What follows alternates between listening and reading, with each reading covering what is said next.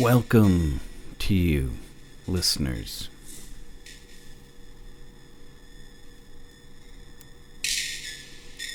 You have reached the Khyber Pass podcast.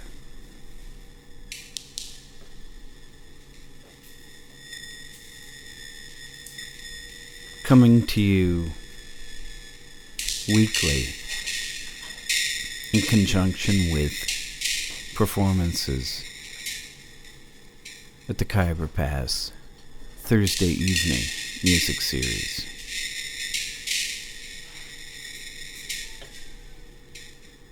This week's episode brings you Lynn, Avery, synthesizer.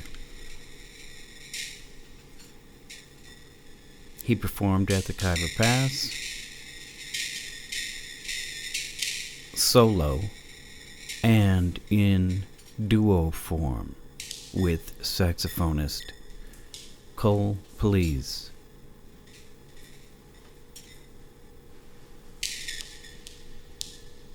He sat down, spent some time discussing his work with me.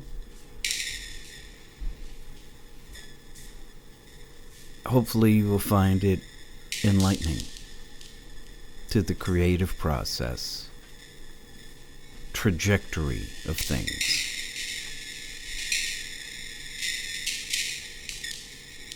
Orbs collide.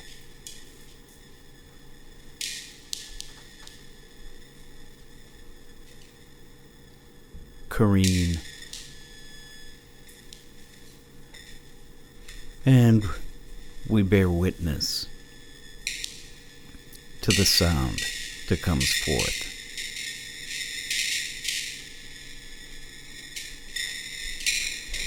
This podcast is brought to you, as always, by the Khyber Pass Cafe on Grand Avenue in St. Paul, named the 2019 Best Middle Eastern Restaurant in the Twin Cities. I'm your host, Paul Metzger.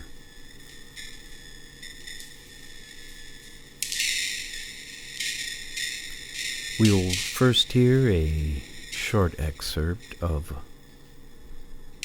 the performance. I've selected a passage from Lynn Avery solo on synthesizer.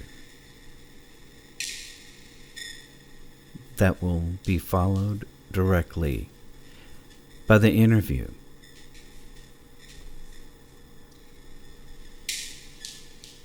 Thank you, listener.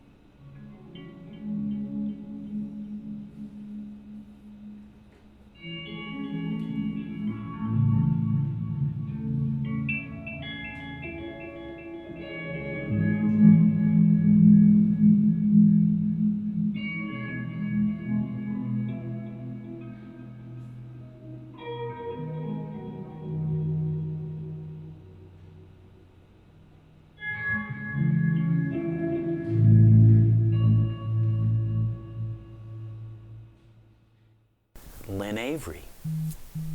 Yeah. Hello. Now something I just heard went was that me? That was me. Okay. Move this. Turn it off. That's just part of the future. Yeah. Yeah, everything, it's all Get right. used to it. Yeah, I'm not used to it. I'm too used to it. Yeah, you're all technology, and that is There we go. just built into your Yeah, shit. I've got a computer chip in my brain already. I was the first on board. Yeah, all right. So, not that I don't know if we've officially met, but We got that on tape. Paul. Yeah, this is now official. If anybody ever wonders, did you guys ever meet? Yeah, we fucking met. I Yeah, can we prove got it on record. Yeah. So now what? Nice to officially meet you again. You lent me batteries once a year ago, I did. but it was a very hectic moment of meeting you. So Oh, it was like a freaky, like, I Yeah. gotta get a fucking I battery. need batteries. Yeah. Like right now, I don't have time to hear your name. Yeah. I don't want to know you. Yeah. I just Battery. need battery. Yeah. Now. Yeah. Well, thank you for coming, and you're playing a solo show this evening at the Khyber.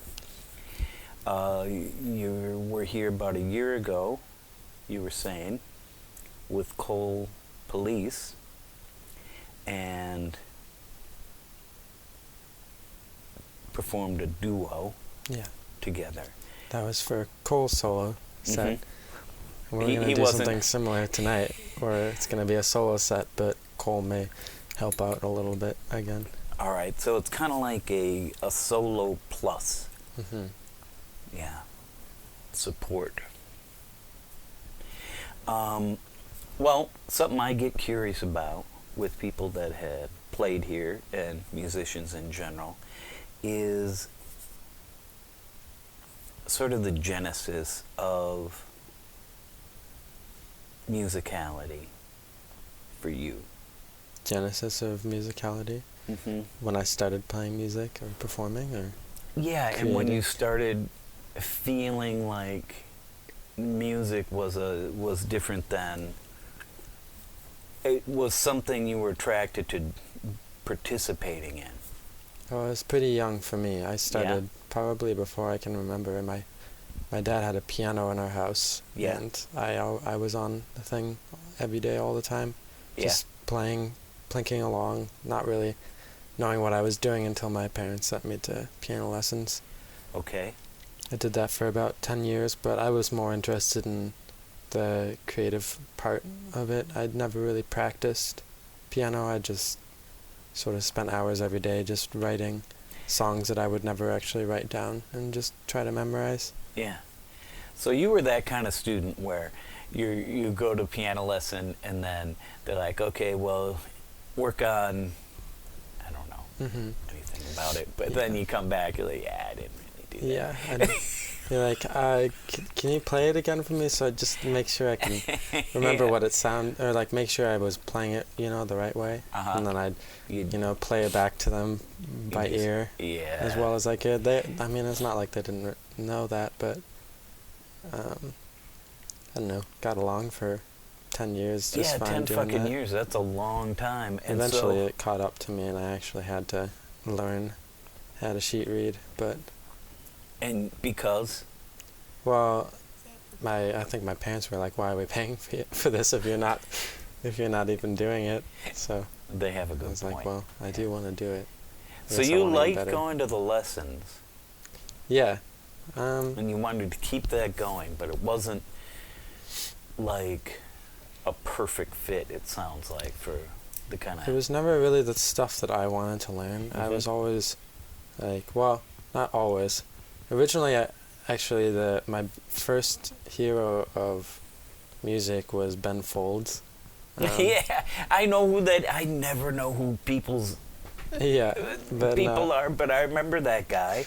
He had a combo, and he was a piano player. he was a piano player. He was kind of jazzy, kind of rock and roll piano playing, and I was very interested in that, and not very interested in playing Rachmaninoff or whatever Mm-hmm. I was playing in lessons. But then also I was really interested in the music of video games I was playing growing up, Mm-hmm. like fantasy scores and soundtracks, and Mm-hmm. I enjoyed Wh- kind of trying to write my own soundtracks. What video games did you grow up with? Because it's just curious, because some of those songs are so amazing. Definitely Legend of Zelda Uh-huh. was the biggest one for me. I remember setting my my Game Boy down on the piano Mm-hmm. on the start screen of Legend of Zelda and just like trying to learn the melody of the title screen by ear, and then eventually I think at some point I had written some sort of medley Yeah. of like Zelda songs when I was younger, just that went through all of the songs from the Link to the Past. So you just arranged like the Zelda hits in a medley, like somebody might do on like the Merv Griffin show or Yeah. something. It's like, just for I my still- parents to hear every day. yeah. But some of that stuff, I mean, the original Mario theme, Hmm. I It's very think that's unique. really good. It's very strange. Yeah. It seems almost like, you know, out of like time, to me at least. I mean, a lot of video game scores nowadays, they end up being sort of cinematic and like Mhm. big orchestral arrangements, or honestly, there's a lot of video games now that are doing the sort of synthwave thing where they're trying to sound like an 80s video game, but they are. honestly it sounds really flat to me, Uh-huh. because a lot of the soundtracks, especially Nintendo Mhm. soundtracks or like Square Enix, Mhm. where they were writing these songs that didn't exactly sound like they came from anywhere. Like they weren't classically really inspired, and at the same time they didn't really sound like modern compositions really. Mhm. I don't know. I'm sure there are like direct lines you could draw, but at least for me as a kid, I was like, this doesn't sound like anything at all. Mhm. It sounds like the video game sounds like fantasy. Yeah. I was always sort of interested in that, I guess. So that was something you noted as Mhm. being special, and you try to pick it up on piano. Yeah, that's cool as Yeah. hell. I like to imagine that, because you got your Game Boy up on the where you put the sheet music, you know, and you Yeah. just like try. Your parents probably just like, damn. What's going on? And so, piano. So it's going to take you up into being a teenager, obviously. Yeah, and You did it for 10 years, and then what happens? At some point, I realized I could plug my piano into the computer, and I started arranging these actual video game scores for video games I was trying to make myself when I was in middle school. Okay. And I did that for a while, and I really enjoyed it. Mm-hmm. And then eventually I picked up guitar just by like sitting and plucking at it every day while I did my homework, Mhm. and started to write some folk music, trying to sound like, I don't know, Andrew Bird, Mm-hmm. trying to sound like whoever I was listening to at the time. Mhm. And I kept up that for a while until I Just to, interrupt. Is there singing with this idea of songwriting, or is it? there not? was singing at a time. Uh-huh. I stopped singing after a certain point. I didn't really like my voice, so I just decided to stop. You just stopped. Just stopped. Yeah. I don't know. It's Yeah. complicated, but Yeah. I'm hoping to get back to singing again with a new record that I'm working on. Mm-hmm. I have many projects, and Mm-hmm. one of them being Ice Blink, which is sort of it's kind of a project where I just explore sounds from different eras Okay. that really spark an interest in me. Okay. I have a record coming out in a month that's sort of exploring the sounds of like new age music, but like made in like bedrooms, like in the 80s on tape machines, and at the same time it's got a little bit of like a medieval flair to it with classical guitar playing, and then a little bit of a Druidi column kind of sound to it with some saxophone and some flute, but it's all very hushed and kind of minimal. And on this new record, I'm hoping to start doing something a little similar to like 60s noise, and then also like gothic choral music, and then just I arrange a lot of different arrangements, and I'll have to start using my voice a little bit more, even though it will be drenched in reverb. So is that, I have heard vocalists do that, like really reverb it up on the voice. Now, when you anticipate drenching it in reverb, how was that kind of chosen, like as a way to kind of push it back, or you like that sound, or well, what's I happening like the with sound. There's one sound that I'm specifically trying to achieve, and it's the sound of like the bootlegged Rallies the New Days. They're this Japanese noise band from the 60s, 70s that never did any official studio recordings, at least not that were released officially. And so the only albums that I've heard are bootleg recordings of them, which just sound drenched in reverb and far away, like and the yet whole, like the so whole compressed. music, or just the vocal part? The vocals and the guitar, and then the drums are often you can't even hear them because they're just like so, like everything's just so compressed from being recorded on this tiny, tinny microphone. Yeah. That it kind of has this like flat and yet also drenched sound at the same time. It's kind of hard to explain, because sometimes the vocals will just peak and you won't even be able to hear any of the reverb because of the peaking of the vocals that just causes it to sound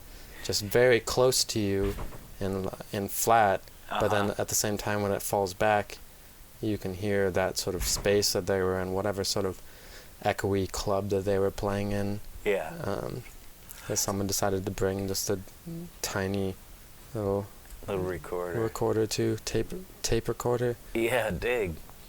Now I listened through to some Bandcamp that you have, right?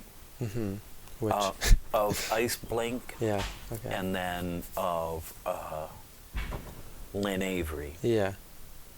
And that Lynn Avery stuff is a lot of dance music that I make that's far more modern sounding, because I'm really interested in sounds that are brand new and kind of cutting edge. All right. And what I'm playing tonight has kind of like a ephemeral quality of being sort of not having a time. I'm using very new technology, but it could sound kind of warbly at times and kind of glitchy, and then at the same time very like chrome and like clean. Chrome as in just the kind of 80s futuristic, group, or the actual not the material? Material. Okay, yeah. And not Material, the 80s band, but no, just the material of Chrome. Yes. Well, maybe because I heard some of that, and in some of them, I think the Ice Blink sections put me in mind of, and hopefully it's not, it's not very specific, so. But there was a radio show in the 80s that I would listen to at night called Music from the Arts of Space or something like that, or Music from the Hearts of Space. Music from the Hearts of Space. Yeah, it was a radio show, and they would play a lot of what I believe you're talking about, of new age kind of music done by humans. Yeah. With maybe they had a home studio set up, and but it would have kind that of the age of multi-track solo recorders. Yeah, that you could get it together, and was probably like those things that did 8 tracks on a cassette. Remember those things? Yeah. Those are great. And it put me in mind of that era. And I like to bounce around a lot, but something I often come back to is kind of the sound of 80s and 90s when people were making cassettes, but cassettes weren't quite there yet as far as like sound quality. Yeah. And so when you would record a mixtape to these cassettes, you could have things that were 60s, you could have things that were newer 80s, so you could have songs where someone's playing like a Prophet, and then you could have songs that are like a Mellotron.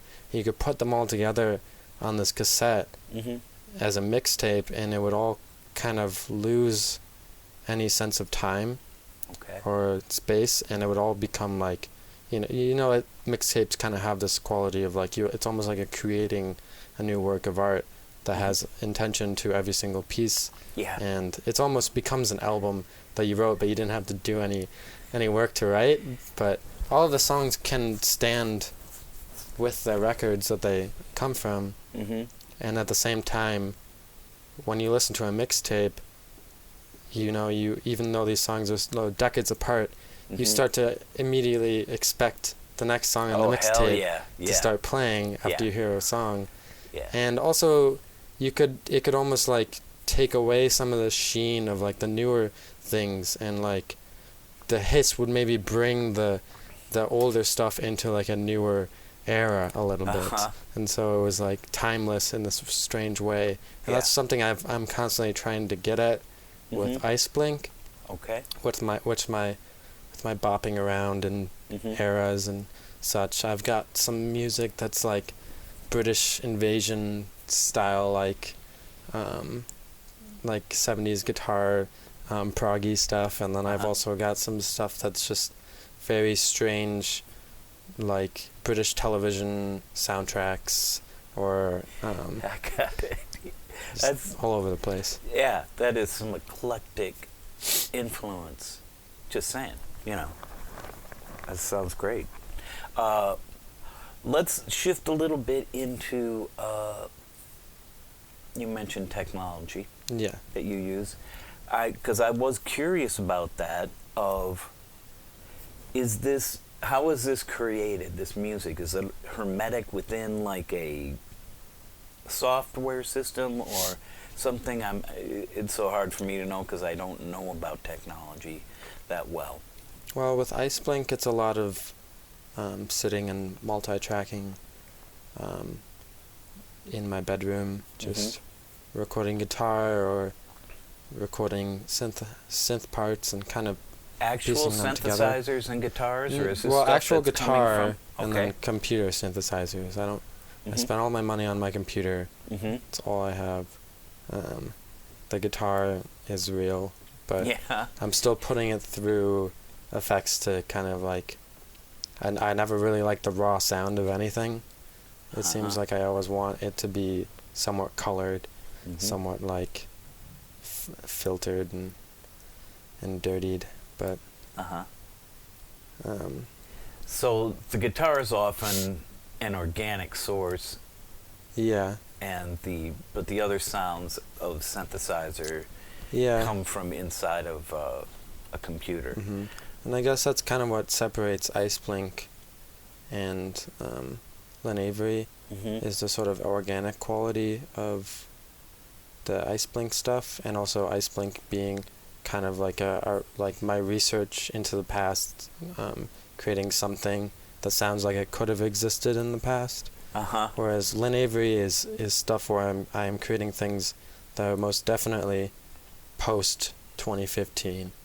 Definitely post like like having a lot of influences still, but they're all much newer and much more like solidified or like in the present.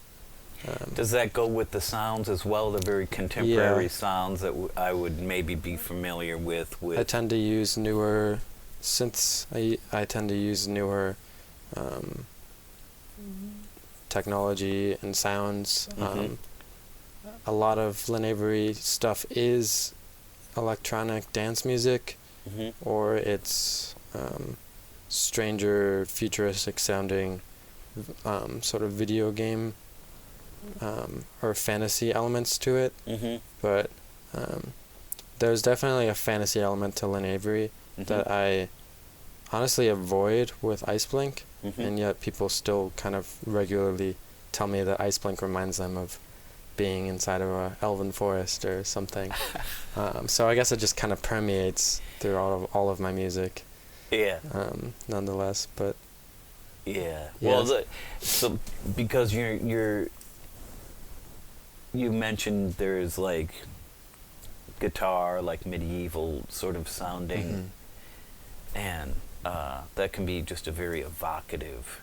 Yeah, people hear kind of finger-picking classical guitar. Their mind goes to one place, and that is elven forest. Right. I can't help it. Mine doesn't, but Yeah. I mean, the way that I play it, like it. I can understand.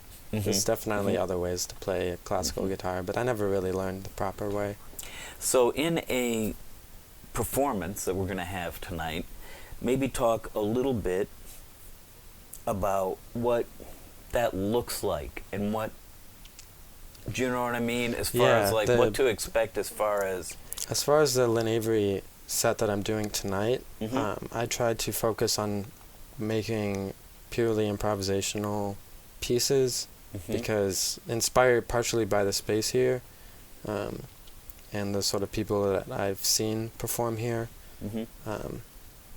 I'm going to be using my laptop, which is running a software called VCV Rack, which it's a virtual modular rack, sort of like those modular synths, but instead of spending thousands of dollars on them, I get it all for free.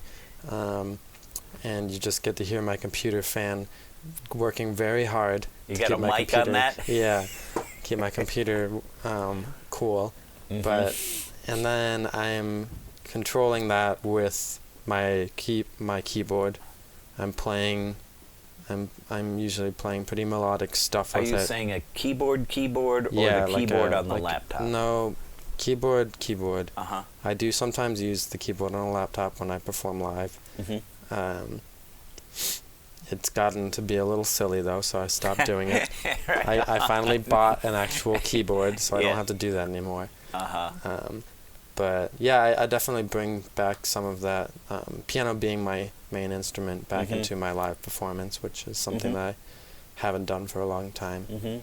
I could see that as being like a significant move for you. Yeah, and with the fact that I'm improvising, there's a certain sound that I'm working on right now, which is sort of these sort of bell-like resonant synthesizers, which are being run through a vocoder, vocoding each other.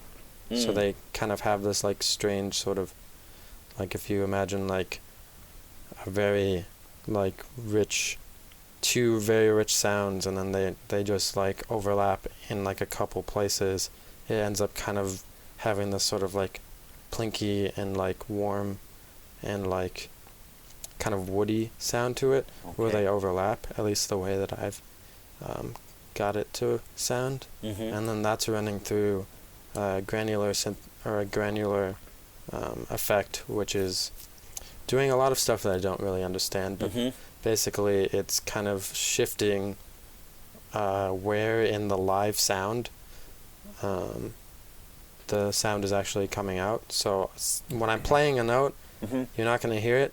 You're going to hear it maybe like 0.5 seconds later, but sometimes you'll hear it 0.25 seconds later. Oh, I see. And and it has the granular effect has this way of playing many grains of sound at the same time in a sort of cloud, which can create these really rich and kind of fuzzy and strange sounds when it happens, but also when you change the pitch slightly, it creates this really chorusy effect of the same sound, but because you've pitched some of it down in this cloud, while in this like 1 second, that is actually playing as like 5 seconds or something, it kind of creates this really chorusy effect that I'll be playing with a lot tonight.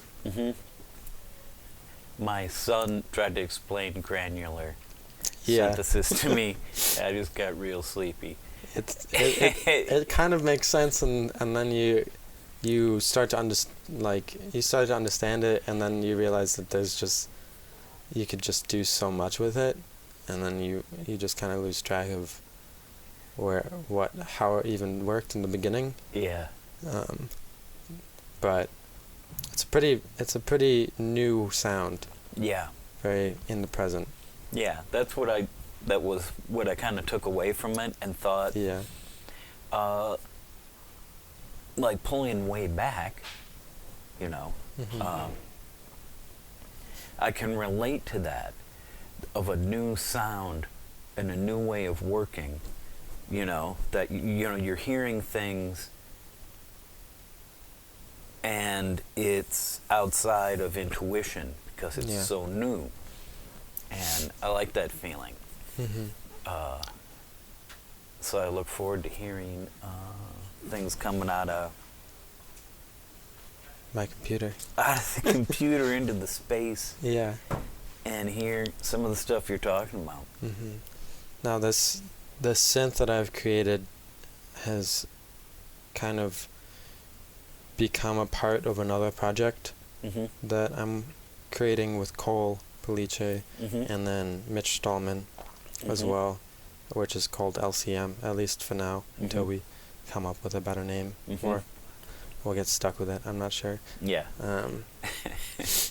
But I play the synth, and then Cole plays saxophone through pedal effects, and then Mitch plays his computer as well, which is running another sort of modular, but much more code-oriented modular.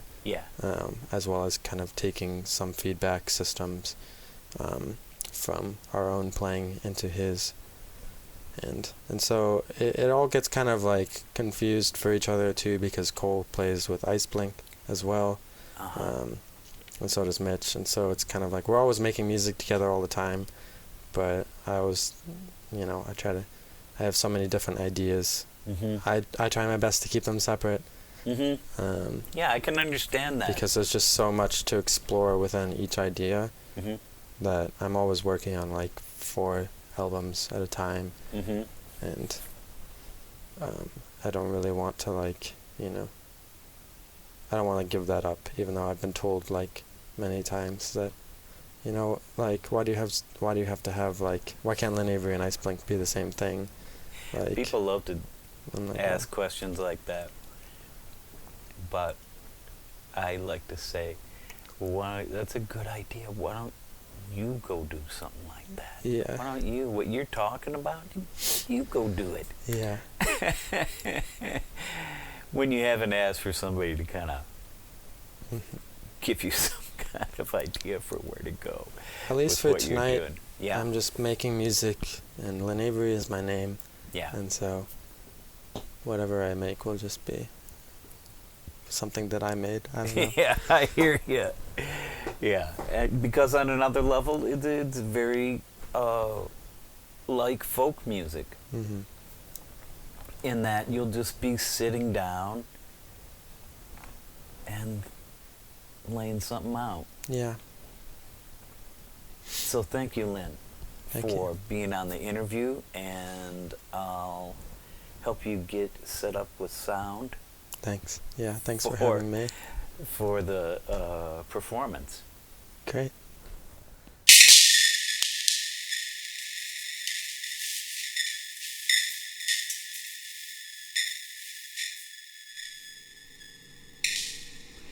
And so it has happened once again.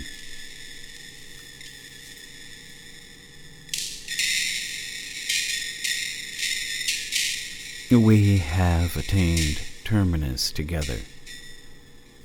From here, we fan out to our separate ways, independently. Each taking with us some bit of what we have encountered on this journey. I've been your host, Paul Metzger. It's my pleasure as always to present conversations with improvisers of all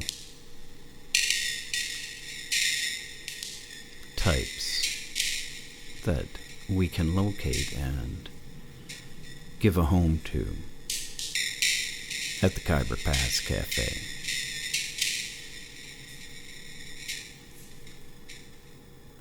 Feel free to contact me via the internet or post reviews.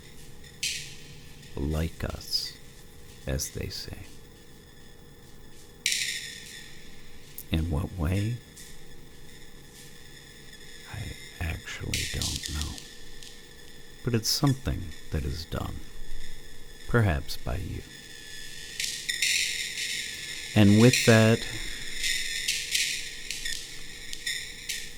I will say goodbye for now.